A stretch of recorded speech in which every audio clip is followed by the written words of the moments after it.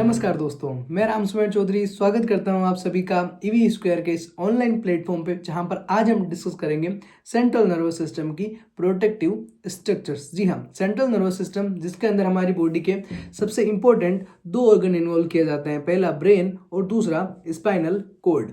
तो जब इतने इंपॉर्टेंट ऑर्गन है तो हमारी बॉडी को कंट्रोल और कोऑर्डिनेट कर रहे हैं, तो भगवान ने भी सोचा कि भाई इतने इंपॉर्टेंट ऑर्गन है और इंसान जो कि गलतियों का पुतला है, कहीं ना कहीं कुछ ना कुछ गलती करेगा, गिरेगा, कूदेगा और इसके चलते कोई ट्रॉमा और इंजरी दे बैठेगा हमारे ब्रेन और स्पाइनल कॉर्ड को। तो क्यों ना मैं इसे एक हेलमेट दे के भेजूँ, ताकि ब्रेन और स्पाइनल कॉर्ड छोटी मोटी इंजरी से बच सके। तो आज उसी हेलमेट की, उसी प्रोटेक्टिव स्ट्रक्चर को हम डिटेल के अंदर डिस्कस करेंगे। शुरू करते हैं हमारा लेक्चर बिना किसी देरी के। तो हमने पहली लाइन के अंदर लिखा है structure responsible for covering and protective central nervous system. Central nervous system यानी स्पाइनल कॉर्ड और ब्रेन क्या कर रहा है, स्पाइनल कॉर्ड और ब्रेन को कवर कर रहा है और प्रोटेक्ट कर रहा है। बात कर रहे हैं प्रोटेक्शन किससे कर रहा है, तो ट्रोमा से कर रहा है, किसी भी एक्सटर्नल इंजरी से कर रहा है, हार्मफुल पैथोजेंस, टॉक्सिन्स और जो हार्मफुल सब्सटेंसेस होते हैं उनसे है ब्रेन और स्पाइनल कॉर्ड को प्रोटेक्ट और प्रिवेंट करने का काम, इंजरी से प्रिवेंट करने का काम कौन कर रहा है, तो ये हमारी प्रोटेक्टिव स्ट्रक्चर्स कर रही है। इन प्रोटेक्टिव स्ट्रक्चर्स के अंदर हम किन किन चीज़ों की बात करेंगे, तो सबसे पहला होगा हमारा बोनी प्रोटेक्शन, यानी बोन से मिलकर एक स्ट्रक्चर बनेगी जो कि हमारे नर्वस सिस्टम का प्रोटेक्शन करेगी। कौन सा nervous system, central nervous system. उसके बाद में होगी मेम्ब्रेनियस प्रोटेक्शन, जिसे हम मेनिंजेस का नाम देते हैं। उसके बाद में तीसरी प्रोटेक्शन है जिसे हम फ्लूइडी प्रोटेक्शन बोलते हैं। अब आप थोड़ा दिमाग पे जोर दीजिए, मैंने पिछली क्लास के अंदर हमारा जो चौथी प्रोटेक्टिव स्ट्रक्चर है उसके बारे में बात की थी, तो वो क्या हो सकती है। आपके पास 5 सेकेंड है, प्लीज़ रेशनलाइज कीजिए, सोचिए क्या हो सकता है। हिंट ये है कि वो हमें पैथोजेंस, हार्मफुल टॉक्सिन्स और इन्फेक्शन से ब्रेन और स्पाइनल कॉर्ड का प्रोटेक्शन करता है। जी हाँ, बिल्कुल सही सोच रहे हैं हम। ब्लड ब्रेन बैरियर, तो ब्लड ब्रेन बैरियर क्या करता है, हार्मफुल टॉक्सिन्स और पैथोजन से ब्रेन को प्रोटेक्ट करके रखता है। तो ये चारों जो लेयर्स हैं, पहला बोनी प्रोटेक्शन, दूसरा मेम्ब्रेनियस प्रोटेक्शन जिनके अंदर हम मेनिंजेस को इन्वॉल्व कर रहे हैं, उसके बाद में जो हमारा फ्लूइडी प्रोटेक्शन है जिसके अंदर हम सीएसएफ के बारे में बात करेंगे। किसकी बात करेंगे, सीएसएफ की बात करेंगे। और चौथा हमारा स्ट्रक्चर है वो है ब्लड ब्रेन बैरियर। तो अब इनको हम डिटेल के अंदर जब डिस्कस करेंगे तो सबसे पहले बात कर लेते हैं हमारे बोनी प्रोटेक्शन की। तो बोनी प्रोटेक्शन कौन कर रहा है, बात करेंगे ब्रेन की, तो ब्रेन का स्कल, और बात करेंगे स्कल किन किन से मिलकर बना हुआ है, तो क्रेनियल वोल्ट, दूसरा हमारी फेशियल बोन्स, यानी फेशियल बोन्स और क्रेनियल वोल्ट ये दोनों मिलकर क्या बना रहे हैं, स्कल। और स्कल क्या कर रहा है, हमारे ब्रेन का प्रोटेक्शन कर रहा है। स्कल किन से मिलकर बना है, तो क्रेनियल वोल्ट, और क्रेनियल वोल्ट के अंदर 8 बोन्स इन्वॉल्व होती है, वहीं फेशियल बोन 14 होती है। जैसा कि मैंने आपको एक्सप्लेन किया है कि हमारे ब्रेन के अंदर जो क्रेनियल वोल्ट है उसके अंदर फ्रंटल है, तो फ्रंटल कितनी बताई मैंने आपको, एक, जो कि हमारे फोरहेड के आगे जो सिचुएटेड है। एफ से फोरहेड, एफ से फ्रंटल, फ्रंटल याद करने के लिए है एफ से फोरहेड, एफ से फ्रंटल। उसके बाद में टेम्पोरल जो कि साइड में है, इनका काउंट की बात करें तो ये होती है 2।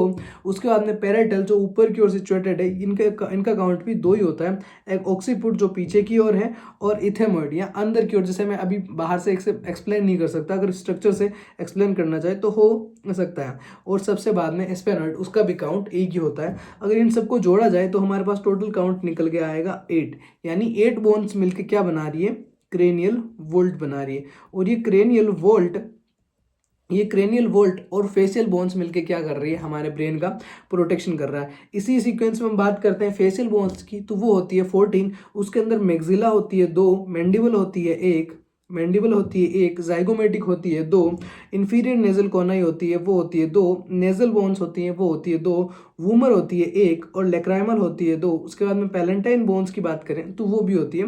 तो इनके अंदर एक इंपॉर्टेंट चीज़ मैं बता देता हूँ आपको, जो हमारी लेक्राइमल है वो स्मॉलेस्ट फेशियल बोन है, स्मॉलेस्ट फेशियल बोन, और वहीं जो हमारी मैंडिबल है ये लार्जेस्ट फेशियल बोन है, ये लार्जेस्ट फेशियल बोन है। ये चीज़ याद करने लायक है। बाकी अगर आपसे पूछा जाएगा तो ऐसा नहीं पूछा जाएगा फेशियल बोन्स 14 का नाम बताएं, नहीं पूछा जाएगा, लेकिन याद करने के लिए हम रख सकते हैं। तो सबसे पहले हमारी मैक्सिला हो गई, उसके बाद में मैंडिबल, उसके बाद में जाइगोमेटिक, उसके बाद में इंफीरियर नेजल कोनाई, उसके बाद में नेजल बोन, उसके बाद में वूमर बोन। वूमर बोन के बाद में बात करेंगे तो लेक्राइमल और पैलेंटाइन। इनका काउंट मैंने इनके ब्रैकेट के अंदर लिखा है। ये टोटल मिलकर कितनी हो रही है? 14 हो रही है। सबसे स्मॉलेस्ट फेशियल बोन की बात कर ली जाए तो लेक्राइमल, और लार्जेस्ट फेशियल बोन की बात कर ली जाए तो मैंडिबल। इसके बाद में हमारे जो स्पाइनल कोड हमने बात कर ली, ब्रेन का प्रोटेक्शन तो कौन कर रहा है? तो स्कल कर रहा है। स्कल के अंदर कौन? तो क्रेनियल वर्ड और फेशियल बोन्स, ये मिलकर हमारे ब्रेन का प्रोटेक्शन कर रहा है। अब स्पाइनल कोड का प्रोटेक्शन कौन कर रहा है? तो वो कर रही है वर्टिब्रल कॉलम। वर्टिब्रल कॉलम क्या है? तो ये स्पाइनल कोड की कवरिंग है, और स्पाइनल कोड की कवरिंग होने के साथ साथ इसके अंदर 33 वर्टिब्रास होती है। तो 33 वर्टिब्रास मिलके हमारा स्पाइनल कोड का प्रोटेक्शन कर रही है। अगर आपसे पूछा जाएगा कि वर्टिब्राइज कितनी है, तो वर्टिब्राई होती है 33। अगर आपसे पूछा जाएगा वर्टिब्रल बोन कितनी होती है, तो उसका जवाब होगा 26। ऐसा क्यों? तो उसकी वजह ये है कि अगर बात करते हैं सर्वाइकल वर्टिब्रेज कितनी होती है, तो वो होती है 7। थोरेसिक वर्टिब्रे कितनी होती है? वो होती है 12। लंबर वर्टिब्रे कितनी होती है? 5। सेक्रल कितनी होती है? 5। और कोकेक्स कितनी होती है? 4। लेकिन जब बोन की बात करेंगे तो जो सर्वाइकल वर्टिब्रे होती है या फिर सर्वाइकल बोन होती है वो तो 7 ही होती है। थोरेसिक वर्टिब्रे और थोरेसिक बोन्स भी 12 ही होती है। लंबर भी 5 ही होती है। लेकिन जो सेक्रल है, तो उन सेक्रल से 5 सेक्रल वर्टिब्रे मिलके एक सेक्रल बोन का फॉर्मेशन करेगी, और 4 कोक्सियल वर्टिब्राई मिलके एक कोक्सियल बोन का फॉर्मेशन करेगी। तो जब इनको इन टोटल करेंगे वर्टिब्राई को, तो हमारे पास काउंट निकल जाएगा 33। वहीं जब इनको जोड़ेंगे 7 + 19 मतलब 19 + 5 जोड़ेंगे तो हमारे पास होगा 24, और 24 और 2 हमारे पास टोटल निकल के आएगा 26, यानी 26 तो हमारे पास है वर्टिब्रल बोन। और अगर आपसे क्वेश्चन पूछा जाए वर्टिब्राइज कितनी होती है स्पाइनल कॉर्ड की प्रोटेक्शन के लिए, तो हमारा जवाब होगा 33। उसके बाद में हमारी सेकेंड इंपॉर्टेंट लेयर के बारे में बात कर लेते हैं, जो कि है हमारा मेम्ब्रेनियस प्रोटेक्शन लेयर। इसके अंदर हम 3 लेयर को डिस्कस करते हैं, जिनको हम मेनिंजेस बोलते हैं। अगर आउटर से इनर की बात की जाए, तो सबसे आउटर मोस्ट लेयर होती है उसे हम बोलते हैं ड्यूरामेटर। उसके बाद में होती है उसे बोलते हैं हम एरिक्नोइड मेटर, और सबसे इनर होती है उसे हम बोलते हैं पायामेटर। इनके जो नेम्स है वो इनकी कैरेक्टरिस्टिक्स को डिफाइन करते हैं। फॉर एग्जाम्पल ड्यूरामेटर 2 वर्ड से मिलकर बना हुआ है, पहला ड्यूरा और दूसरा मेटर। मेटर वर्ड यहाँ पे मदर से लिया गया है। मदर का क्या काम होता है कि बच्चे, जो माँ होती है वो अपने बच्चे के लिए प्रोटेक्टिव होती है, ठीक है। तो यहाँ पे जो ये मेनिंजेस है ये क्या काम कर रही है? प्रोटेक्शन का काम कर रही है। तो उसी मदर से यहाँ पे ये मेटर वर्ड लिया गया है। ये तीनों लेयर्स के अंदर मेटर होगा, क्योंकि तीनों का काम तो वही है ना, प्रोटेक्शन करना। जब बात करते हैं ड्यूरा के अंदर, जो ड्यूरा वर्ड है ये भी एक लैटिन वर्ड है जिसका मतलब होता है फाइब्रस या फिर हार्ड लेयर, ठीक है। उसके बाद में जो अरेक्नोइड है, अरेक्नोइड का मतलब होता है वेब लाइक स्ट्रक्चर, ठीक है। जब हम अरेक्नोइड लेयर, जो फिर अरेक्नोइड मैटर है, उसके स्ट्रक्चर की बात करते हैं, तो इसका स्ट्रक्चर वेब लाइक होता है, यानी जो मकड़ी का जाला होता है, ठीक है, उसका लाइक होता है, इसलिए इसका नाम होता है अरेक्नोइड मैटर। और पाया मैटर ये सबसे इनर मोस्ट लेयर है और हाईली वेस्कुलर लेयर है। अब इन तीनों को डिस्कस कर लेते हैं डिटेल के अंदर। सबसे पहले हमारे हो गए dura mater. Dura mater outer most layer है, और ये मेडअप है डबल लेयर से। मतलब हमने बोला सबसे हार्ड लेयर है, क्यों? क्योंकि डबल किन की? तो फाइब्रस टिश्यू की, 2 फाइब्रस टिश्यू की लेयर से मिलकर बन रही है ड्यूरामेटर। जब हम बात करेंगे अरेक्नोइड मैटर की, तो वो सिंगल फाइब्रस टिश्यू की लेयर से मिलकर बन रही है। उसकी वजह से ड्यूरामेटर से कम हार्ड होती है, और ड्यूरामेटर सबसे हार्ड होती है। उसका सबसे हार्ड होना जरूरी भी है, क्योंकि ये सबसे आउटर मोस्ट कवरिंग है। तो जैसे भी कोई इंजरी हो गई, फिर कोई ट्रॉमा होगा, तो सबसे पहले जो फोर्स या फिर जो फ्रिक्शन झेलना पड़ेगा, वो किसे झेलना पड़ेगा? वो ड्यूरामेटर को झेलना पड़ेगा। तो सबसे बाहर जो है उसे हार्ड तो होना पड़ेगा, और उस हार्डनेस के लिए कौन रिस्पॉन्सिबल है? तो ये फाइब्रस टिश्यू की लेयर से रिस्पॉन्सिबल है। इन फाइब्रस टिश्यू को 2 लेयर्स के अंदर डिफाइन किया जाता है। जो पहली लेयर है, जो स्कल के साथ अडियर होती है, हमने सबसे पहले एक्सप्लेन किया था कि हमारी बोनी प्रोटेक्टिव लेयर, जिसके अंदर हमने स्कल की बात की थी। तो जो स्कल के साथ जो अडियर हो रही है ड्यूरामेटर की लेयर, उस लेयर को हम बोल रहे हैं पेरिओस्टियल लेयर। उस लेयर को हम नाम दे रहे हैं पेरिओस्टियल लेयर। वही जो लेयर मेनिंजियल लेयर, मतलब जो इनर लेयर है, जो अरेक्नोइड मैटर के साथ अडियर होगी, ठीक है, उस लेयर को हम क्या बोल रहे हैं? Meningeal layer. अडियर से मेरा मतलब ये नहीं है कि ये लेयर्स चिपकी हुई है, बिल्कुल भी नहीं, जबकि इनके बीच एक स्पेस प्रेजेंट होता है। ड्यूरामेटर और अरेक्नोइड मैटर के बीच में स्पेस प्रेजेंट होता है, जिसे हम बोलेंगे सब ड्यूरल स्पेस। मैं यहाँ पे लिख देता हूँ आपके लिए, सब ड्यूरल स्पेस।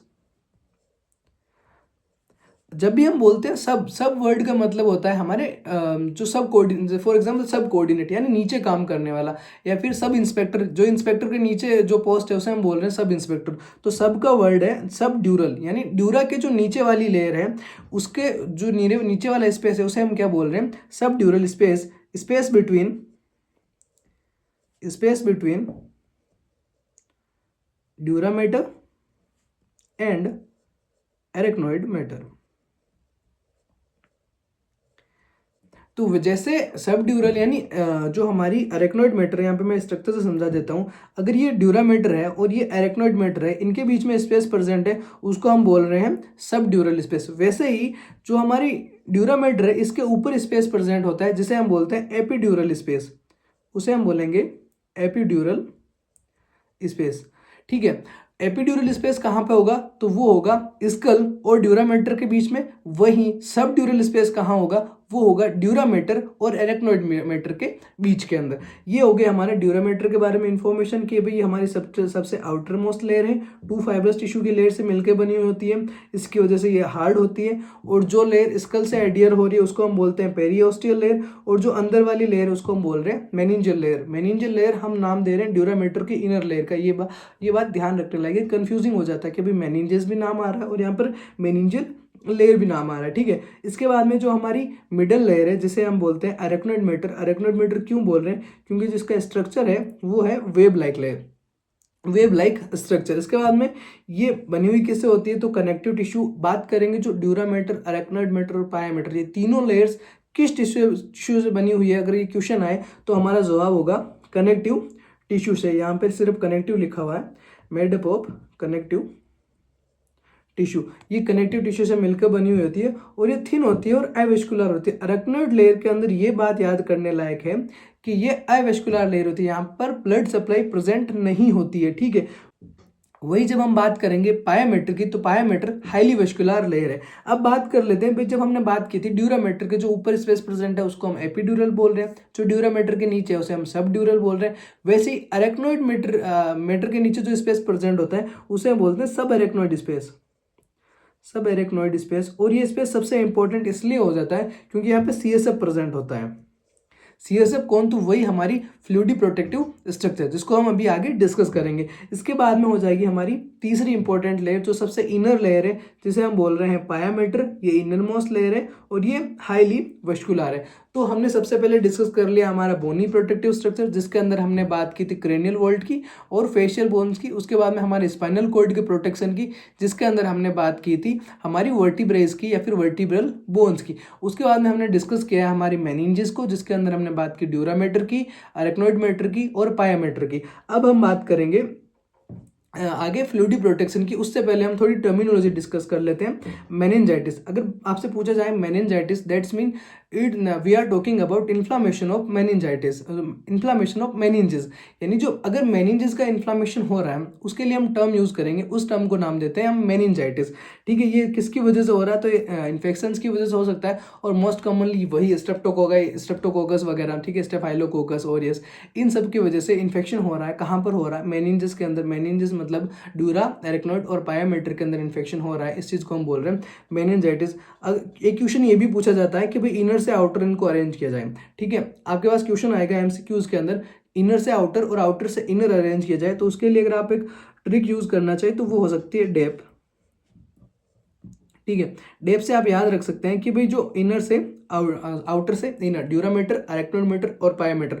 वहीं अगर आपको इसे इनर से आउटर करना होगा तो उससे उल्टा कर लीजिए, पेड हो जाएगा। ये फिर याद करने की एक छोटी सी ट्रिक हो जाएगी। हालांकि इतना टफ नहीं है कि आपको इसके लिए ट्रिक का इस्तेमाल करना पड़े, लेकिन फिर भी अगर जरूरत हो तो। उसके बाद में एक टर्मिनोलॉजी है जिसे हम बोल रहे हैं सब ड्यूरल हिमेटोमा, यानी ब्लड का एक्यूमुलेशन हो रहा है, ब्लड का एक्यूमुलेशन हो रहा है, ब्लड एक्यूमुलेशन इन सब ड्यूरल स्पेस, इन सब ड्यूरल स्पेस। और मैंने आपको एक्सप्लेन किया सब ड्यूरल स्पेस कहाँ पे, जो ड्यूरा मैटर है उसके नीचे जो स्पेस प्रेजेंट है, यानी ड्यूरा मैटर और एरेक्नोइड मैटर के बीच में जो स्पेस प्रेजेंट है उसको हम बोल रहे हैं सब ड्यूरल स्पेस। और इस स्पेस के अंदर अगर ब्लड का एक्यूमुलेशन होता है तो उस चीज को हम बोलेंगे सब ड्यूरल हिमेटोमा। वहीं बात करेंगे एपीड्यूरल हिमेटोमा की, तो एपीड्यूरल हिमेटोमा क्या होता है, जो ड्यूरा मैटर के ऊपर यानी ड्यूरामेटर और स्कल के बीच में अगर ब्लड का एक्यूमुलेशन हो रहा है, एपिड्यूरल स्पेस के अंदर ब्लड का एक्यूमुलेशन हो रहा है, तो उस चीज को हम बोल देंगे एपिड्यूरल हीमेटोमा। एपिड्यूरल स्पेस के अंदर ब्लड का एक्यूमुलेशन क्या बोलेगा, एपिड्यूरल हीमेटोमा। इसके बाद तो हमारे बोनी प्रोटेक्टिव स्ट्रक्चर को डिस्कस करने के बाद हमने मेम्ब्रेनियस प्रोटेक्टिव स्ट्रक्चर को डिस्कस कर लिया। अब मेम्ब्रेनियस प्रोटेक्टिव स्ट्रक्चर को डिस्कस करने के बाद में हमारे तीसरे सबसे इंपॉर्टेंट स्ट्रक्चर जो कि है फ्लूइडी प्रोटेक्टिव स्ट्रक्चर, उसके बाद बात की जाए तो उसको हम बोल रहे हैं CSF। और CSF के अगर करेक्टरिस्टिक्स की बात की जाए तो ये क्लियर और कलरलेस फ्लूइड होता है, जो कि कहाँ पर फॉर्म या फिर कहाँ पर प्रोड्यूस होता है, तो ये वेंट्रिकल के अंदर प्रोड्यूस होता है। वेंट्रिकल्स कहाँ पर होते हैं, ब्रेन के अंदर। ब्रेन के अंदर कहाँ पे, तो सेरिब्रम के अंदर। उसके बाद में ये कहाँ पे जाता है, तो सेंट्रल कैनाल से होते हुए स्पाइनल कोड। स्पाइनल कोड के अंदर कहाँ, तो ये सब एरेक्नोइड स्पेस के अंदर प्रेजेंट होता है। अगर बात करते हैं हमारे CSF के फॉर्मेशन या फिर प्रोडक्शन की, तो ये कहाँ पर होता है, ये लेटरल वेंट्रिकल के अंदर जो कोरोइड प्लेक्सस प्रेजेंट होते हैं। इसके पाथवे ऑफ प्रोडक्शन की बात की जाए तो ये कोरोइड प्लेक्सस के अंदर इसका प्रोडक्शन होता है। कोरोइड प्लेक्सस के अंदर जो कि कहाँ प्रेजेंट होते हैं, लेटरल वेंट्रिकल के अंदर प्रेजेंट होते हैं। लेटरल वेंट्रिकल के अंदर प्रेजेंट होते हैं। लेटरल वेंट्रिकल से यहाँ पर कहाँ पर जाता है, तो ये थर्ड वेंट्रिकल के अंदर जाता है। थर्ड वेंट्रिकल, थर्ड से कहाँ पर, तो फोर्थ वेंट्रिकल। फोर्थ वेंट्रिकल से ये पहुंचेगा सब एरेक्नोइड स्पेस के अंदर। अगर बात करें इसके पाथवे की, तो सबसे पहले इसका फॉर्मेशन कहाँ पर हो रहा है, कोरोइड प्लेक्सस के अंदर हो रहा है। कोरोइड प्लेक्सस कहाँ पर प्रेजेंट है, तो लेटरल वेंट्रिकल से। फिर ये लेटरल वेंट्रिकल से थर्ड वेंट्रिकल के अंदर पहुंच रहा है डक्ट ऑफ मुनरो के थ्रू। डक्ट ऑफ मुनरो के थ्रू। और थर्ड वेंट्रिकल से फोर्थ वेंट्रिकल पे जाने के लिए इसके बीच में एक डक्ट प्रेजेंट होती है, उसे हम बोलते हैं सेरिब्रल एक्विडक्ट। Cerebral aqueduct. और फिर जो फोर्थ वेंट्रिकल से यहाँ पर 3 डक्ट्स निकलते हैं। उनके अंदर एक डक्ट ऑफ मेजेंडाई और 2 डक्ट ऑफ ल्यूस्का। मेजेंडाई जो कि होती है काउंट में एक, और मिडल होती है, और उसके साइड के अंदर 2 प्रेजेंट होती है, जिन्हें हम बोलते हैं duct of Luschka. Duct of Luschka. Duct of Luschka और मिजेंडाई ये जाकर कहाँ पर ओपन होगी, तो ये जाकर ओपन होगी हमारे सब एरेक्नोइड स्पेस के अंदर। बात कीजिए तो साइड के अंदर जो 2 प्रेजेंट होगी उनको हम बोलेंगे डक्ट ऑफ ल्यूस्का, जो काउंट के अंदर 2 होगी। और जो बीच के अंदर प्रेजेंट है इसको हम बोलते हैं मेजेंडाई। मेजेंडाई कितनी होगी, 1। यानी सबसे पहले कहाँ पर फॉर्म हो रहा है, कोरोइड फ्लेक्सस के अंदर। कोरोइड फ्लेक्सस यानी जो हमारे लेटरल वेंट्रिकल है वहाँ पर। लेटरल वेंट्रिकल से कहाँ पर पहुंचेगा, थर्ड वेंट्रिकल। थर्ड से फोर्थ, और फोर्थ से पहुंच जाएगा हमारे सब एरेक्नोइड स्पेस। जब हम इसके कैरेक्टरिस्टिक्स की बात करें तो हम बोल रहे हैं क्लियर कलरलेस फ्लूइड। इसके रिगार्डिंग हमसे क्लिनिकल सिनेरियो के क्वेश्चन पूछे जाते हैं। हमें बोला जाएगा, फिर हमें क्वेश्चन दिया जाएगा कि एक रोड साइड एक्सीडेंट का पेशेंट आया है और उसके हेड पे इंजरी दिख रही है, हमें ट्रॉमा दिख रहा है हमें। उसी के साथ साथ उसके नाक से और या फिर कान से हमें क्लियर लिक्विड फ्लूइड देखने को मिल रहा है। और जब हमने उसका टेस्ट किया तो उसके अंदर ग्लूकोज प्रेजेंट है। तो ये किस चीज़ को इंडिकेट कर रहा है, तो ये इंडिकेट कर रहा है CSF लीकेज को। ये किसको इंडिकेट कर रहा है, ये CSF लीकेज को इंडिकेट कर रहा है। और ये CSF लीकेज किस चीज़ को इंडिकेट कर रहा है, तो ये इंडिकेट कर रहा है हमारे बेसिलर स्कल फ्रैक्चर को इंडिकेट कर रहा है। बात कर रहे थे हम हमारे फ्लूइडी प्रोटेक्शन लेयर CSF की मुद्दे से नहीं भटकते हैं। कहाँ पर प्रेजेंट होता है, तो वेंट्रिकल ऑफ ब्रेन के अंदर प्रेजेंट होता है, हमारे सेंट्रल कैनाल के अंदर प्रेजेंट होता है, स्पाइनल कोड और सब एरेक्नोइड स्पेस के अंदर प्रेजेंट होता है। कहाँ पर बनता है, तो ये कोरोइड प्लेक्सस के अंदर बनता है। फिर एक इसका पाथवे क्या, तो मैंने आपको डिटेल के अंदर डिस्क्राइब कर दिया है कि भाई कोरोइड प्लेक्सस के अंदर बनने के बाद ये थर्ड वेंट्रिकल, थर्ड से फोर्थ और फोर्थ से सब एरेक्नोइड स्पेस के अंदर पहुंच जाएगा। अगर इसकी बात करें, अगर रेट ऑफ प्रोडक्शन की बात करें तो 0.5 ml पर मिनट बनता है। 0.5 ml पर मिनट। अगर उसको ओवर के अंदर डिस्कस अगर आपसे क्वेश्चन पूछ ले जाए 1 घंटे में CSF कितना बनता है, तो 30 ml पर आवर। और पूछ लिया जाए 24 आवर्स के अंदर, तो आपका जवाब होगा 720 ml पर आवर। और इसमें से जो 720 ml पर 20 आवर बन रहा है, यानी 24 घंटे के अंदर 720 ml CSF बन रहा है। इसमें से 600 ml सब एरिकनोइड स्पेस के अंदर वापस से रीएब्जॉर्ब हो जाएगा। तो हमारे जो सिस्टम है उसके अंदर कितना कंटिन्यूसली CSF प्रेजेंट होगा, वो होगा 120 से 135 ml प्रेजेंट होगा सब एरिकनोइड स्पेस के अंदर। और ये एक प्रेशर बना के रखता है। उस प्रेशर को मापने के लिए हम एक हाइड्रोमैनोमीटर नाम का इंस्ट्रूमेंट यूज करते हैं। कौन सा इंस्ट्रूमेंट यूज करते हैं, तो हाइड्रोमैनोमीटर यूज करते हैं। ये हाइड्रोमैनोमीटर क्या करता है, ये जो CSF का प्रेशर है, जो CSF सब इरेक्टोनाइट स्पेस के अंदर प्रेजेंट है, कोई भी फ्लूइड या फिर कुछ भी स्ट्रक्चर होती है उसका एक पर्टिकुलर प्रेशर होता है। फॉर एग्जांपल जो हमारी ब्लड वेसल्स है उनके अंदर जो ब्लड बह रहा है तो उसका भी एक प्रेशर है, जैसे हम ब्लड प्रेशर बोलते हैं, वैसे ही जब CSF सब इरेक्टोनाइट स्पेस के अंदर प्रेजेंट है तो इसका भी एक प्रेशर है, उस प्रेशर को हम बोल रहे हैं CSF प्रेशर। और ये CSF प्रेशर कितना होता है, तो ये 50 से 75 mm ऑफ H2O होता है। इतना वेरी क्यों हो रहा है, तो इसकी फाइंडिंग्स अलग अलग होती है। फॉर एग्जांपल जब आप सीटिंग पोजीशन में तो आपका CSF प्रेशर अलग होगा, जब आप सुपाइन पोजीशन या फिर लेटे हुए हैं तब आपका CSF प्रेशर अलग होगा, जब आप स्टैंडिंग पोजीशन के अंदर है तभी अलग होता है। फॉर एग्जांपल जब आप सीटिंग में तब 30 क्या ये 50 mm H2O के आसपास होता है, जब आप स्टैंडिंग में है तो 100 mm H2O के आसपास होता है। तो इसकी एक रेंज बता दी हमने कि 50 से लेके 175 mm H2O के अंदर प्रेजेंट होता है। जब हम बात करते हैं ब्लड प्रेशर की तब उसको हम mm ऑफ Hg के अंदर डिस्कस कर रहे हैं, ये इसको हम डिस्कस कर रहे हैं mm ऑफ H2O। ये बात याद करने लायक है, ठीक है। बात कर लेते हैं CSF के फंक्शन की, क्या क्या काम कर रहा है। तो सबसे पहले कुशन लाइक फंक्शन कर रहा है, लिख दिया हमने कुशनिंग यानी कुशन लाइक। कुशन का क्या काम करता है, शॉक को एब्जॉर्ब करना। ये फ्लूइड है, कोई भी फ्लूइड हमारे बॉडी के अंदर प्रेजेंट है तो उसका मेनली फंक्शन क्या है कि कुशन लाइक फंक्शन कर रहा है, शॉक को एब्जॉर्ब कर रहा है। जैसे ही बाहर से कुछ इंजरी या ट्रॉमा हुआ तो जो शॉक लग रहा है, ठीक है, जो एकदम से प्रेशर बढ़ेगा उस प्रेशर को एब्जॉर्ब करने का किसका काम है, तो CSF का काम है। इसके साथ साथ हमने लिखा बियोन्सी। बियोन्सी से हमारा क्या मतलब है, जो हमारा ब्रेन का वेट है 1.4 kg यानी लगभग 1.5 किलो के आसपास 1.4 kg वेट है। अगर इतना वेट हमारे ब्रेन के अंदर बहुत डेलिकेटेड स्ट्रक्चर्स प्रेजेंट होती है, नर्व्स प्रेजेंट होते हैं, न्यूरॉन्स प्रेजेंट होते हैं, अगर इतना वेट उनके ऊपर पड़ेगा तो वो डैमेज हो सकते हैं। तो उस वेट को इक्वली डिस्ट्रीब्यूट करके जब CSF एक लिक्विड है और ये बहता रह रहा है, कंटिन्यूली फ्लो हो रहा है, क्योंकि हमने बताया था कि इसकी प्रोडक्शन रेट कितनी है 0.5 ml पर मिनट। अगर आवर के अंदर बात करते हैं तो 30 ml पर आवर, और अगर पर डे की बात कर रहे हैं तो 720 ml पर डे।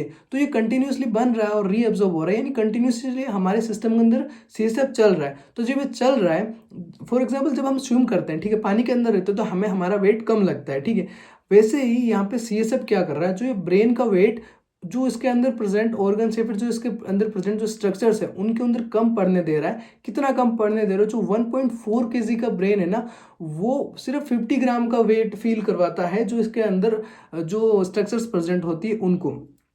इस चीज को या फिर इस इफेक्ट को क्या बोलते हैं, इस इफेक्ट को हम बोलते हैं बियोन्सी।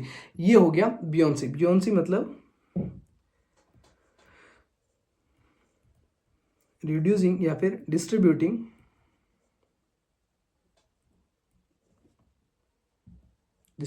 Wait equally.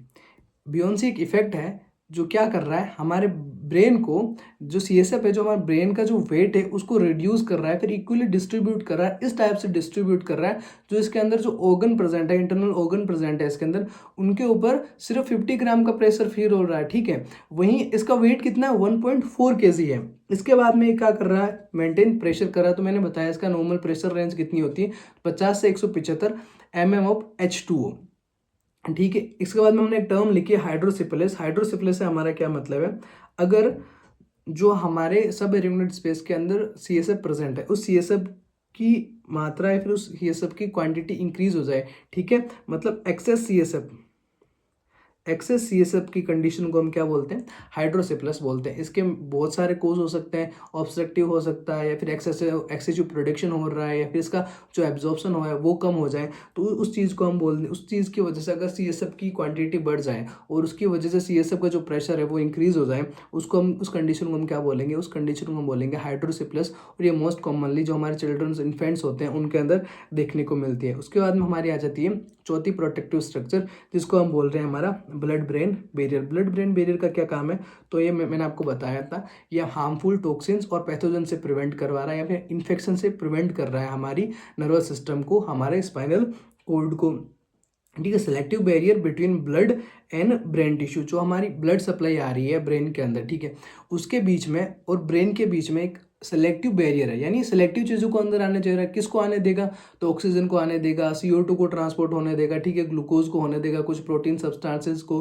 अमाइनो एसिड्स को, वहीं लार्ज प्रोटीन्स को ये नहीं जाने देगा, पैथोजेंस को ये नहीं जाने देगा, और ढेर सारी मेडिकेशंस को भी ये नहीं जाने देगा। इसकी वजह से हमारे दिमाग की या फिर ब्रेन की ढेर सारी ऐसी डिजीजेज हैं जिनको हम क्योर नहीं कर सकते, जस्ट बिकॉज कि जो हमको उनको मेडिकेशन देंगे ना, वो मेडिकेशन ब्रेन तक पहुंच नहीं पा रही। क्यों नहीं पहुंच पा रही? क्योंकि हमारा ब्लड ब्रेन बैरियर उनको एक्सेस ही नहीं दे रहा, उनको जाने ही नहीं दे रहा, उनको परमिशन ही नहीं दे रहा, उनको परमिट ही नहीं दे रहा। जब वो दवाई जहाँ पर उसको पहुँच कर एक्ट करना है वहाँ पर पहुँच ही नहीं पा रही, तो वो काम क्या ही करेगी। तो इस वजह से ढेर सारी दिमाग की ऐसी या फिर ब्रेन की ऐसी डिजीजेज होती हैं जिनको हम क्योर नहीं कर सकते, जस्ट बिकॉज वहाँ पर मेडिकेशन नहीं पहुँच रही है। क्यों नहीं पहुँच रही? तो ब्लड ब्रेन बैरियर की वजह से। अब ब्लड ब्रेन बैरियर अच्छा भी काम कर रहा है कि ये ढेर सारे पैथोजन को, सब्सटेंसेस को, हार्मफुल सब्सटेंसेस को, टॉक्सिन्स को भी वहाँ पर नहीं पहुँचने दे रहा है। लेकिन ये इसका एक क्या बोलते हैं नेगेटिव इफेक्ट है। भाई एक सिक्के के दो पहलू होते हैं ना, तो ये इसका दूसरा पहलू भी है कि ढेर सारी दवाइयों को भी नहीं पहुँचने दे रहा। अब ये जो ब्लड ब्रेन बैरियर बना किस किस से है? तो ये मेनली तो जो हमारी ब्लड वेसल है, एक मिनट में स्ट्रक्चर बना के समझाता हूँ। जो हमारी ब्लड वेसल है उसकी वॉल के चारों ओर कौन प्रेजेंट होगी? तो एंडोथेलियल सेल्स प्रेजेंट होगी। एंडोथेलियल सेल्स प्रेजेंट होगी, वो टाइटली प्रेजेंट होगी। टाइटली का मतलब है हमारा कि जो एंडोथेलियल सेल्स होगी उनके पीछे बहुत ही कम स्पेस होगा, बहुत ही कम स्पेस होगा, और ये सेल्स बहुत टाइटली आसपास प्रेजेंट होगी। और इन एंडोथेलियल सेल्स के साथ हमारी सबसे इंपॉर्टेंट सेल्स जो कि एस्ट्रोसाइट सेल थी, उन एस्ट्रोसाइट सेल के फूड प्रोसेसेस प्रेजेंट होंगे। एस्ट्रोसाइट सेल के फूड प्रोसेस यानी जो ब्लड वेसल्स है, उस ब्लड वेसल्स की wall plus endothelial cells plus astrocytes, ये तीनों मिलके एक वॉल लाइक स्ट्रक्चर का फॉर्मेशन कर रही है, जिसको हम नाम दे रहे हैं ब्लड ब्रेन बैरियर। और वो ब्लड ब्रेन बैरियर क्या काम कर रहा है? वो सेलेक्टिव क्या बोलते हैं ट्रांसपोर्टेशन का काम कर रही है, या फिर सेलेक्टिव बैरियर का काम कर रहा है। किस किन से बनी हुई है? तो यहाँ पे लिखा है tight junction of endothelial cells, उसके बाद में एस्ट्रोसाइट सेल्स के फूड प्रोसेस और ब्लड वेसल्स की वॉल। ये किन किन को अलाउ कर रही है? तो ये ऑक्सीजन को अलाउ कर रही है, CO2 को अलाउ कर रही है, उसके बाद में ग्लूकोज और सर्टेन आइंस और अमाइनो एसिड्स को अलाउ कर रही है। उसी के साथ साथ कुछ जो फैट सॉल्युबल सब्सटेंसेस होते हैं उनको अलाउ कर रही है। किनको अलाउ नहीं करेगी? ठीक है, तो ये टॉक्सिन्स को अलाउ नहीं करेगी, पैथोजेंस को अलाउ नहीं करेगी, लार्ज प्रोटीन्स मॉलिक्यूल्स को अलाउ नहीं करेगी। ठीक है, harmful substances in blood and many many many medications, ये मैंने आपको एक्सप्लेन कर दिया है। तो आज की हमारी क्लास के अंदर हमने डिस्कस कर लिया सबसे पहले हमारा बोनी प्रोटेक्टिव स्ट्रक्चर, जिसके अंदर हमने बात किया था स्कल, और स्कल के अंदर हमने बात किया था क्रेनियल बोल्ट और फेशियल बोन की। उसके बाद में हमने डिस्कस किया था हमारा मेम्ब्रेनियस प्रोटेक्शन, जिसके अंदर हमने 3 लेयर को डिस्कस किया था, हमारा dura mater, arachnoid mater and then pia mater. उसके बाद में हमने बात की थी फ्लूइड प्रोटेक्शन की, जिसके अंदर हमने डिस्कस किया था CSF को, और सबसे आखिर में हमने बात की थी ब्लड ब्रेन बैरियर, जो कि हमारे एस्ट्रोसाइट्स, एंडोथेलियल सेल्स और ब्लड वेसल्स की वॉल्स, ये तीनों मिलकर बना रही है और हमारे ब्रेन को टॉक्सिन्स और इन्फेक्शंस और पैथोजन से प्रिवेंट करा रही है। तो आज की इस क्लास के अंदर हमने डिस्कस किया हमारे सेंट्रल नर्वस सिस्टम की प्रोटेक्टिव लेयर्स। और अगर आप इस वीडियो के आखिर तक पहुंचे हैं, इसका मतलब है आप अपनी पढ़ाई को लेकर सीरियस हैं, आप पढ़ रहे हैं, आप अच्छा कर रहे हैं, अपने ऊपर कॉन्फिडेंट रहिए, you are going to good to well, please करते रहिए। एंड इन दी एंड मैं अपने लिए थोड़ी सी बात करूंगा, अपने मतलब की बात। हाँ, इंसान मतलब ही होता है, थोड़ा मैं भी हो जाऊं। अगर आपको वीडियो पसंद आया तो लाइक करने में कोई झिझक मत कीजिए, अपने दोस्तों के साथ शेयर कीजिए जितना ज़्यादा हो सकता है, और अपने इस चैनल को सब्सक्राइब कीजिए। क्योंकि जब मैंने इसको देखा है तो ढेर सारे ऐसे लोग हैं, ढेर सारे ऐसे दोस्त हैं जो वीडियो देख तो रहे हैं लेकिन सब्सक्राइब नहीं कर। So please subscribe the our channel, क्योंकि जब हम साथ मिलेंगे तो साथ बढ़ेंगे। Thank you so much guys, thank you.